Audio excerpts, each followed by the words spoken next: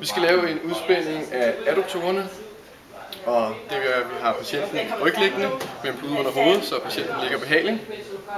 Det jeg gør, det er, at jeg tager fat i patientens ben, laver en abduktion, sørger for, at der ikke er udadrotation i hoften. Med modsatte arm holder jeg fast på patientens anden ben. Jeg bruger min krop til at trække ud af, indtil jeg kan mærke lidt modstand. Jeg spørger også patienten, hvornår der er stræk på. Det er der nu. Og ved den passive udspænding holder jeg spændingen her i 30-45 sekunder.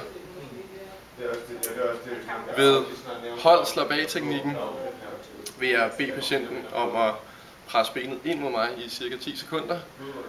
Hvorefter jeg vil presse benet endnu længere ud, så hvis du presser til i 10 sekunder. Den tror jeg ikke, jeg laver. Det er jo bare gæt. Den tror jeg ikke, jeg laver kun. Jeg tror bare, man har fokus på noget andet. Og slap af.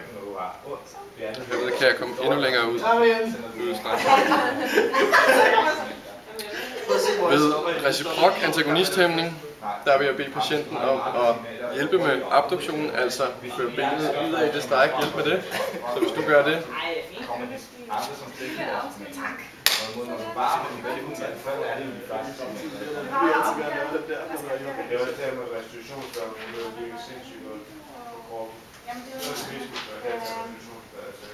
og udspændingen foregår i 30-45 sekunder som sagt, eller 3 omgange. Yes.